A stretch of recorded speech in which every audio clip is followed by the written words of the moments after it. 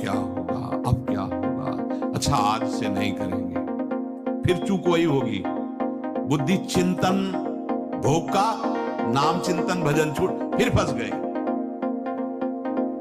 हर बार धोखा ही धोखा मिलता है यदि भजन नहीं है तो। आप ये अच्छे साधक की बात करें, जो विषयी हैं उनको तो शायद इतना पश्चाताप नहीं होता होगा, लेकिन साधक को पश्चाताप होता है, बहुत जलन होती है, ऐसा कब मिटेगा, ऐसा कब मिटेगा। वो भजन बल से राधा वल्लभ श्री हरिवंश, राधा राधा राधा बढ़ाओ। आप देखो खुद आप अरुचि हो जाएगी, भजन बढ़ाओ। बिना भजन के जिससे पूछते हैं साधक से कहां चल रहे हो, ये अंदर की बात है। नहीं तो फिर आप हो कहां, आपका लक्ष्य क्या है, गिरा देगा ये जगत का चिंतन, आपको गिरा देगा, कोई नहीं रोक पाएगा। अंदर रोक पाएगा नाम रोक लेगा, भजन रोक लेगा आपकी बुद्धि को। भोग बुद्धि साधक में जहां बढ़ने प्रारंभ हुई तो निराशा आ जाती भगवान के भजन की तरफ से।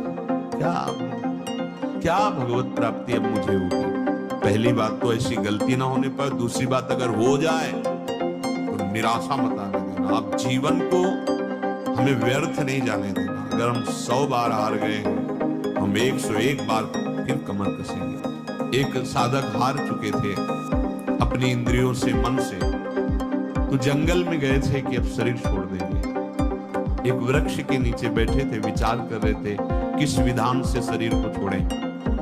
तो एक देखा चींटा चढ़ रहा था, वो काफी दूर चढ़ता, गिर जाता, फिर चढ़ता, फिर गिर जाता, फिर चढ़ता, फिर गिर जाता, फिर चढ़ गया। वो उत्साह संपन्न हो गए। उनका एक चींटा ने इतना प्रयास किया और चढ़ गया। कई बार गिरने के बाद मुझे इसका मतलब भगवान उपदेश कर रहे कि एक छोटा जीव प्रयास किया, पुरुषार्थ किया, चढ़ गया, तो मुझे भी अब शरीर छोड़ने की बात नहीं रखनी, प्रयास कर, और निकल गए। हमसे चूक हो जाती है। हम जब भजन रहित होंगे, भगवत चिंतन रहित होंगे, तो हमारी बुद्धि का अपहरण कर ले।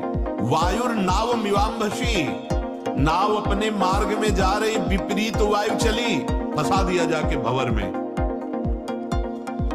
चतुरता यही है कि वो जो नाव में देखते हो ना, अपने अनुकूल मार्ग में चलाने के लिए हवा को अनुकूल मार्ग की तरफ रोकते, ऐसे रोकते कि वो प्रतिकूल ना ले जाए और वो हवा और सहयोगी बन जाए।